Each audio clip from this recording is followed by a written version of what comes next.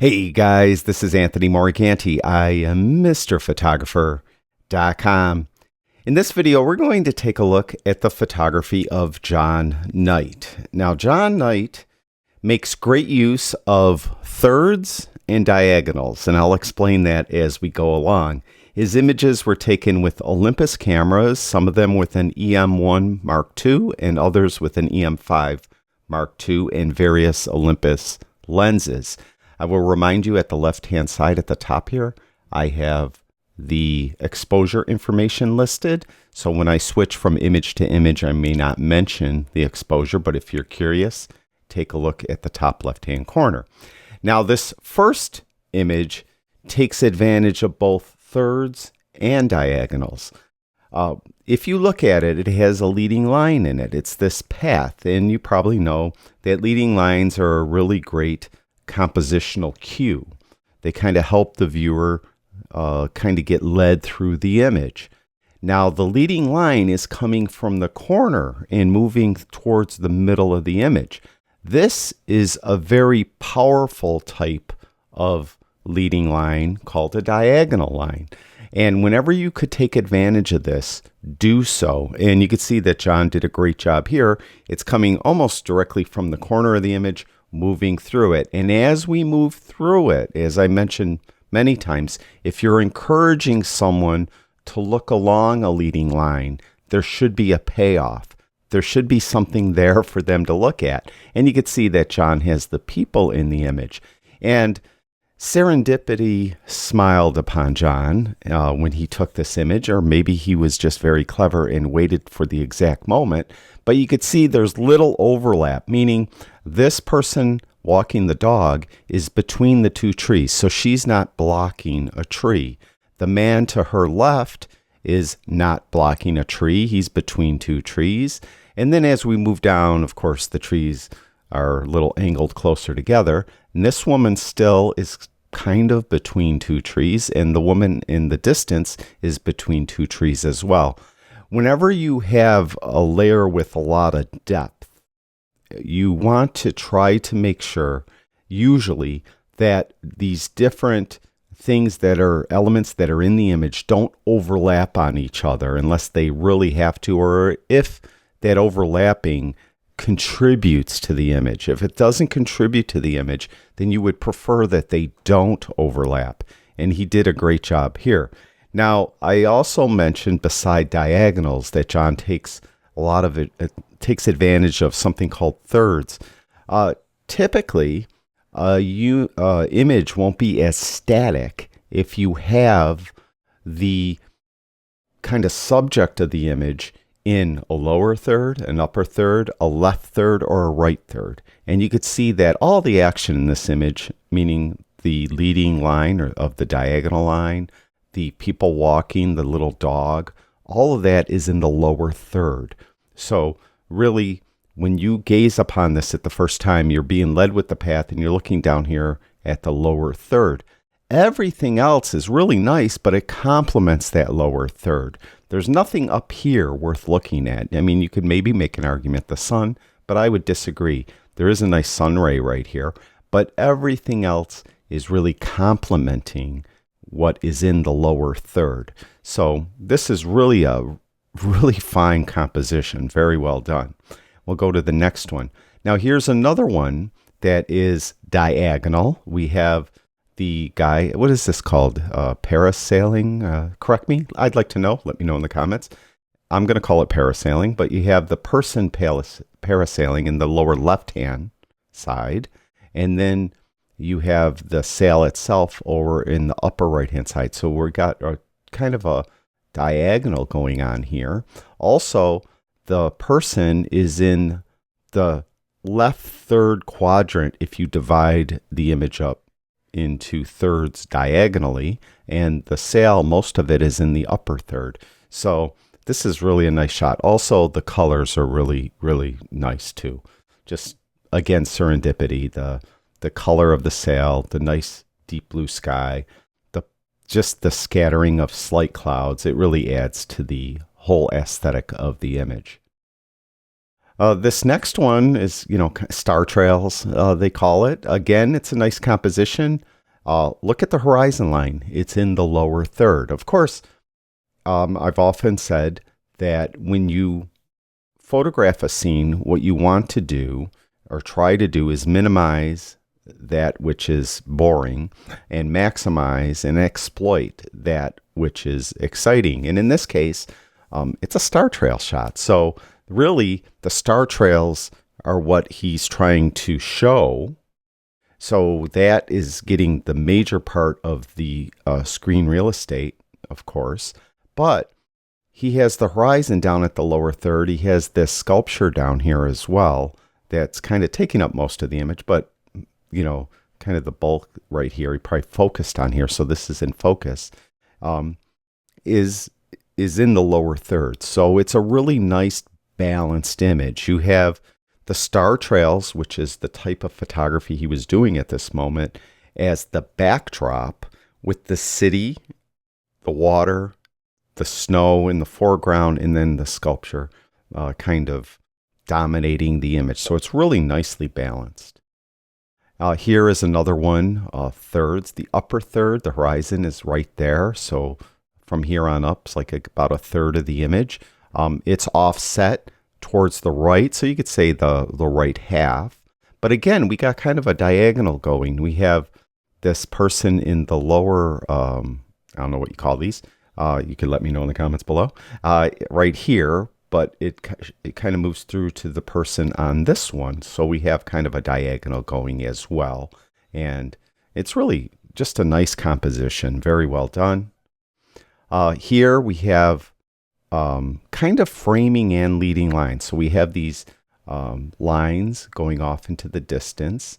So they're kind of leading us through the image. And then the payoff, I mentioned again, whenever you have either framing or diagonal lines, or in this case, receding lines like this, when the person looks through, you're encouraging them to follow it. It should be a payoff. And here it is right here with the bird standing on top here. Again, the horizon's in the upper third, so it's broken down into thirds. A person that was really nitpicky could say that you want to try to avoid having the tops of these posts right near that water line. So you want them either like above it or below it a little more. I don't think it's an issue myself. I think it's fine the way it is. There is a bit of haloing in here, so that's something that you might want to look at. Also, there's a weird kind of like line right here. You could see that there. You got to take care of that. I've often mentioned that if you have birds way off in the distance, that you should clone them out because often they'll look like specks of dirt. I'm not exactly sure if these birds qualify for that. They are a little more obvious that they're birds, and I think if you print this, they'll still look like birds and not look like specks of dirt. So I'm not sure that would be an issue. But the only thing I would say about this one that I would change slightly is the processing. It just has that like kind of line here, this kind of haloing around here, like that. I don't think having the tops of these posts kind of at the horizon line is an issue, although some people might, if they were reviewing this image, mention that. I just thought I'd bring that up myself. All right, next. Really nice shot, of course. The backdrop is the weather, right? We have the clouds, the light coming through the water. So that's the backdrop. A lot of times we see images like this and it's presented as is, but there needs more to be more. And the ship, the boat is giving you that little extra thing else that we need to look at, something for our eyes to settle on. You can see again the horizon's in the lower third. He's maximizing what is interesting in the image, which is the clouds. The water isn't as interesting. It is interesting where the light is beaming down, hitting the water, but the vast majority of the light, or the vast majority of the water, probably down here, is not interesting. So we want to minimize that in the shot. Point the camera up. Maximize what is good, the clouds. Very well done. What's the payoff? What are we actually looking at? Well, the boat. The boat is in kind of the left third of the image in the lower third area as well. So it's a really nice composition again, very well done. Here is diagonal. All right, we have the bikes kind of lined up, and he framed it in such a way so it's going from the lower left to the upper right, or if you prefer, from the upper right to the lower left. But you could see that it's a strong diagonal. We have nice kind of limited color, right? It's black and white, so it's selective color. The ground and much of it is black and white, but the red is there. So we're looking at, red. So it's pretty cool. I like it. Pretty cool study on just composition and, selective color. And this one here is kind of a busy, image with all these different, streaks of light that are going on. The best I could determine, this looks like it's some type of openings, like an archway. It's hard to say. And somebody was doing some light painting in some way or another. To me, this is one where do my eyes land on? What should I look at? And that's a problem on this one. There's not really a subject. Maybe the rings that are a little more well defined compared to the other lights, flashing through the image. But I don't think that's strong enough. So this one here, it still needs something for my eyes to resolve on. It's just a little bit busy. It's equivalent to if I just walked up to a bush and just took a photo of all the branches of the bush, crossing around, and they're not leading me anywhere, and there's nothing there to really look at except branches going in all different directions. So this one, I think, just needs that subject to push it over the top. Something to, if there was a person standing right here, a silhouette of a person, something like that. Really cool shot. I like this shot too. Again, we got a diagonal going, right? We come through, we got the boat, we have the fishing pole, we have the line as he's obviously fly fishing and he's working a cast, and it's very well done. Great diagonal going through. The main part of the image is the man in the boat is in the lower third, and it's also to the left half. You can make an argument it's more towards the left third. So very, very nice composition again. As I'm becoming a broken record, but on Jon's work, you could see that every single one, the compositions are very, very well done and very well composed. Here, really cool, the payoff. Now, unlike that other kind of light painted image that I mentioned didn't have a real something to resolve on, we have these leading lines, right, coming out from the corner. So they're diagonal lines, very strong compositional cue. We have the lights, varied lights, which really kind of dazzle you and help you look through it. And then what do you got? Well, you got a person here, and you have this tagging up here on the side. So it's all kind of helping pay, our payoff. Now, it's not exactly where the leading line is leading us. It's off to the side. There is another leading line here of this railing and a leading line of the path itself and the shadows on the path. So there's a lot of leading lines. The leading lines over here in the left third aren't as strong as the ones on the right third. So it's maybe not as satisfying a picture as some of the other ones were, but it is, for the scene, the best, in my opinion, composition possible that he could achieve. So I do like it. Like I said, I think it's pretty cool. I like the colors. I think the colors help push it over the top as well. Here, just kind of a still life, right? I think it's pretty cool. I like the lighting is beautiful. I think the frame adds to it too. I'm not one to often add frames on my images. See the little white frame? And I think that adds to it. It just kind of helps box everything in because the ground or the tabletop or whatever this was shot on is dark. And then you have a relatively dark parts of these petals, but then, kind of color in here. So I think it's a really, really nice shot. I should add too that odd numbers rule usually in photography, meaning one object in an image is usually good. 2 isn't as good, but 3 is really good. 4, not as good. 5, better.